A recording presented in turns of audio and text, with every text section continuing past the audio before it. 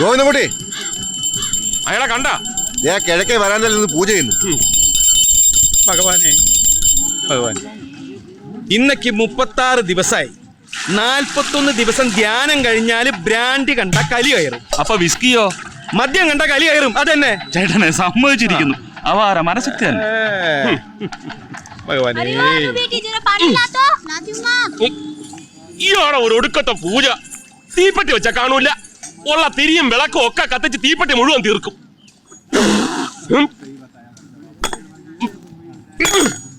ഗോവിന്ദൻകുട്ടി, നീ നന്നാവില്ല. അത് താൻ പറഞ്ഞിട്ട് വേണോ ഞാൻ അറിയാൻ?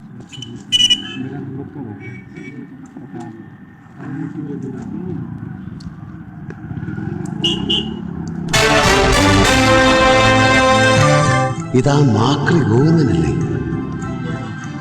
മാക്രി,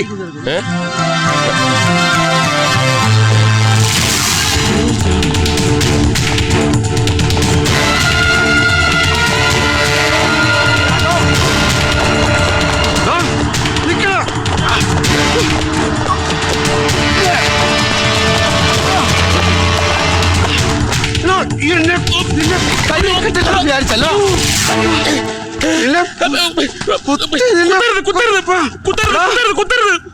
കുത്തി നിന്റെ കൊടലെടുത്ത് മാലയിട്ട് ഞാൻ തുള്ളും. ഞാൻ തന്നേക്കാം. എന്റെ പട്ടിക വേണോടാ? നീ ആർക്ക് വേണേലും കൊടുത്തോ, ഞാൻ തന്നേക്കാം. എനിക്കൊരു അബദ്ധം പറ്റി പോയതാ. അബദ്ധം പറ്റി എനിക്കാടാ. ഓർമ്മയുണ്ടടാ, ട്രഷറിയിൽ നിന്ന് അച്ഛന്റെ പെൻഷൻ കാശും വാങ്ങി പുറത്തിറങ്ങിയ ഞാൻ കൊട നിവർക്കാൻ വേണ്ടി ഒരു നിമിഷം ആ കാശ് നിന്നോടൊന്ന് പിടിക്കാൻ പറഞ്ഞു. ഞാൻ കൊട നിവർക്കുന്ന സമയം നോക്കി ആ കാശും കൊണ്ട് നീ ഏതോ ഫാസ്റ്റ് പാസിന് കയറി എങ്ങോട്ടാ പറഞ്ഞു. പിന്നെ ഞാൻ നിന്നെ കാണുന്നത് ഇവിടെ വെച്ചാ. ആ ഒരു മാസം എന്റെ വീട്ടുകാര് അരവേറലാടാ കഴിഞ്ഞതറിയോ? ആ നിന്നെ ഞാൻ ഓർമ്മയുണ്ട്. അന്നത്തെ എന്റെ അവസ്ഥ നിനക്കറിയായിരുന്നല്ലോ. കട്ടോ മോട്ടിച്ചോ നാട് പിടിയല്ലാതെ വേറെ വഴിയില്ലായിരുന്നു. നടന്നതൊക്കെ നടന്നു. നിനക്കിപ്പോ എന്നെ കൊല്ലടാ. ഇപ്പൊ നിന്നെ കൊല്ലുന്നതിലും നല്ലത് ഞാൻ സ്വയം കുത്തി ചാവുന്നതാ. അതാ എന്റെ ഗതി.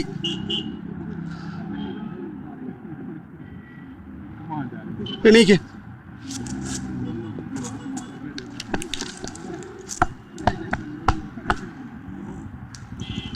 എന്തായാലും എന്റെ അച്ഛന്റെ പെൻഷൻ കാശ് കൊണ്ട് നീ ഇത്രയും വലിയ ആളായില്ലേ. ആ നന്ദി എന്നോട് കാണിക്കാനുള്ള ഒരു അവസരം ഞാൻ തരാം. നീ വിചാരിക്കുന്നത്ര വലുതൊന്നും ആയിട്ടില്ല. ഈ കോട്ടും സൂട്ടും ഉൾപ്പെടെ എല്ലാം വാടകയ്ക്ക. അപ്പൊ ഇത്ര നാൾ ഇവിടെ ചില ചെറിയ തട്ടിപ്പുകളൊക്കെ നടത്തി നോക്കി, രക്ഷയില്ല.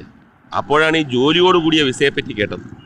ഒരുത്തന് ജാമ്യം കെട്ടാൻ ഓഫീസിൽ നിന്ന് തന്നയിച്ച പണം പറ്റിച്ച് ഫസ്റ്റ് ഇൻസ്റ്റാൾമെന്റ് അടച്ചു. ഇനി എങ്ങനെയെങ്കിലും ബാക്കി കൂടെ അടച്ച് ഈ നാട്ടിൽ നിന്ന് രക്ഷപ്പെടണം. ഇപ്പൊ അത്രേ ചിന്തിക്കുന്നുള്ളൂ. അതിന് ഞാനൊരു കടുങ്കൈ ചെയ്യാൻ പോകും. എന്താ? അതൊക്കെ പിന്നെ പറയാം. താല്പര്യമുണ്ടെങ്കിൽ നിനക്കും കൂടാം. എന്ത് ചെയ്യണമെന്നൊരു പിടിയും കിട്ടാത്ത നിലയിലാണ് ഞാൻ.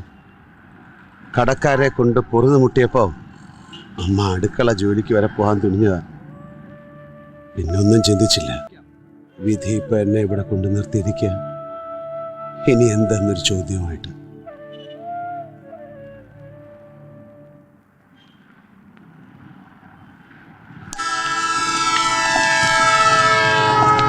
നിന്റെ കഥ കേട്ടിട്ട് എനിക്ക് സഹതാപമൊക്കെ തോന്നുന്നുണ്ട്.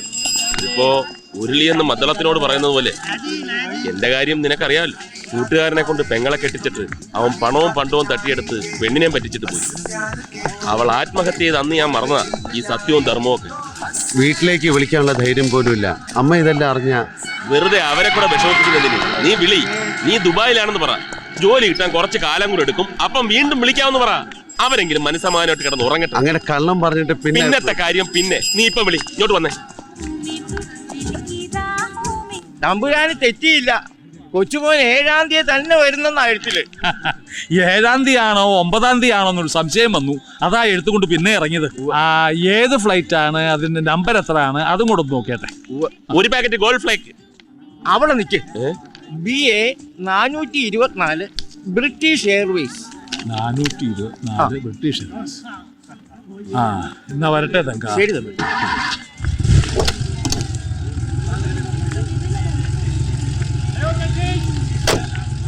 വിവരക്കേട് നിന്റെ കൂടപ്പറപ്പ.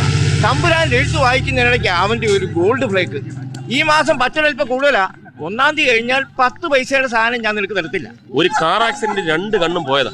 ഇയാളെയും ഇയാളുടെ ഭാര്യയുടെയും. രണ്ടും പൊട്ടക്കണ്ണന്മാരാ. ഊത്ത കാശ. ചെമ്പൂരാ താമസം. ഒരു കാലത്ത് ഈ തെരുവിന്റെ പകുതി ഇവരുടേതായിരുന്നു. നാട്ടിലുള്ള ഏതോ രാജകുടുംബത്തിന്റെ താവഴിയാ. കൊട്ടാരം പോലൊരു വീടുണ്ട്. നിനക്കറിയോ ഇവരെ?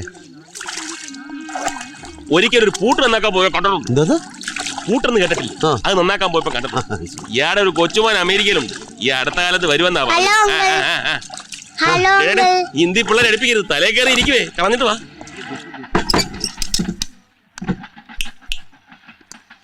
ഈ ചെറിയ കുടിയാണ് ഗോവിന്ദൻകുട്ടി ചക്രവർത്തിയുടെ കൊട്ടാരം. നിനക്ക് വേണേ മൂലേ കിടക്കാം. അപ്പൊ ഈ കട്ടില അതാ പൊതുവാളന്റെ. അയാൾ ഏതോ അമ്പലത്തിൽ ഭജന ഇരിക്കാൻ പോയിരിക്കുക. എപ്പോഴാ വന്ന് കയറുന്നെന്ന് പറയാൻ പറ്റുന്നു. അല്ലെങ്കിൽ നിനക്ക് ഋത്തിക് റോഷന്റെ കൂടെ വരാന്തേ കിടക്കാം. ഋത്തിക് റോഷനാ? ആ, അപ്പുറത്തെ ചാവാലിപ്പട്ടിക്ക് പിള്ളേരിട്ടിരിക്കുന്ന പേരാ. അപ്പൊ കക്കൂസും കുളിമുറിയൊക്കെ? കുളി നമ്മളിപ്പോ കണ്ട ടാങ്കിലാവും. കക്കൂസ് ഇതിന്റെ പുറകിൽ ഒരു റെയിൽവേ ട്രാക്ക് ഉണ്ട്. അതിന്റെ പുറത്ത് കയറി ഇരുന്നാ മതി. അയ്യേ, അയ്യോ പൊത്തൊന്നും വിളിച്ചിട്ട് കാര്യമില്ല. ഇത് ബോംബെയാണ്. ഇവിടെ ഇത്രയും സൗകര്യം കിട്ടുന്നത് തന്നെ മഹാഭാഗ്യവന്മാരുടെ ലിസ്റ്റിൽ പെട്ടതുകൊണ്ടാ. 2 അടിച്ചിട്ട് ചെകുത്താനെ പ്രാർത്ഥിച്ചിടന്ന് ഉറങ്ങാൻ നോക്കും. ചെകുത്താനെ? അതേടാ, ഇക്കാലത്ത് ദൈവത്തിനെ ഒന്നും പ്രാർത്ഥിച്ചിട്ട് ഒരു കാര്യമില്ല. ഇപ്പൊ ചെകുത്താനാ സ്ട്രോങ്.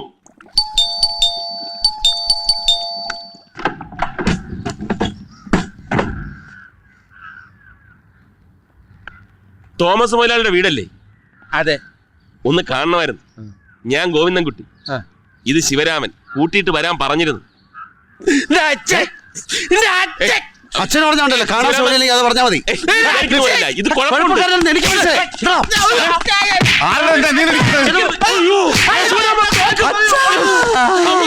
വെടിവെക്കരുത് മുതലാളി, അബദ്ധം പറ്റിയതാണ്.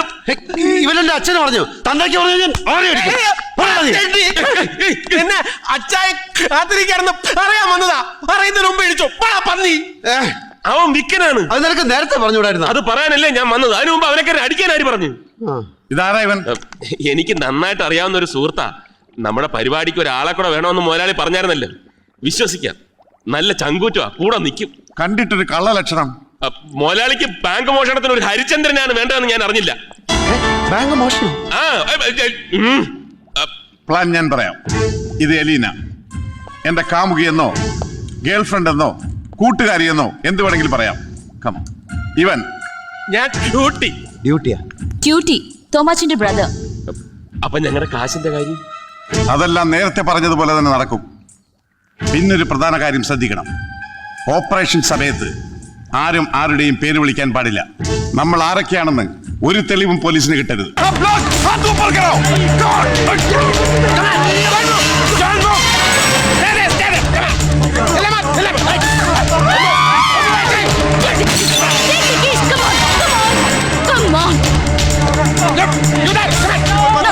ഒരുത്തരും മലയാളം പറയരുത്. അവർക്ക് മനസ്സിലാകും നമ്മൾ മലയാളികളാണ്.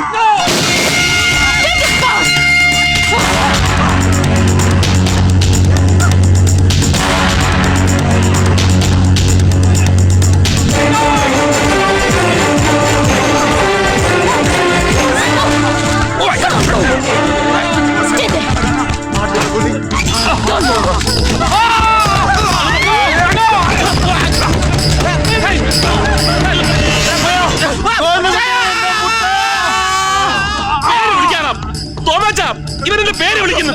കേറി വളർന്നു വരാമോ?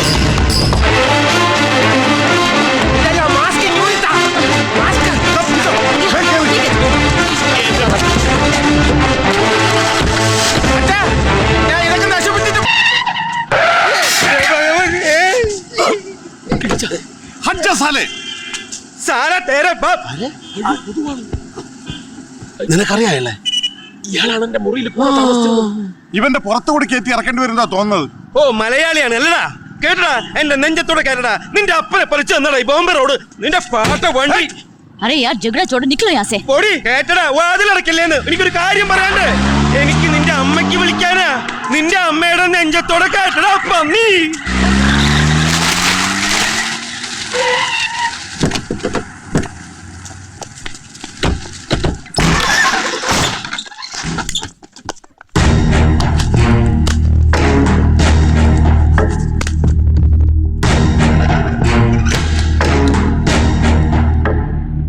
നോട്ടുകളെല്ലാം നമ്പേർഡ് ആയിരിക്കും, സൂക്ഷിക്കണം. പോലീസിന്റെ നിഗമനം എന്താണെന്ന് അറിയുന്നവരെ ഇതിവിടെ ഇരിക്കട്ടെ. നാളെ കാലത്ത് എല്ലാവരും ഫ്ലാറ്റിൽ വരിക. ബാക്കി തീരുമാനം അപ്പോൾ എടുക്കാം. ആ പൊയ്ക്കോ പൊയ്ക്കോ പൊയ്ക്കോ.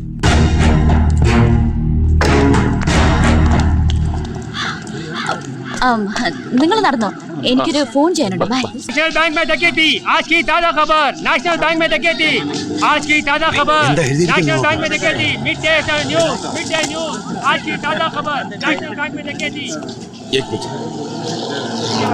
नेशनल बैंक में डकैती, आज की ताजा खबर। എന്താ എഴുതിയിരിക്കുന്നത്? രക്ഷപ്പെട്ടടാ മോനെ.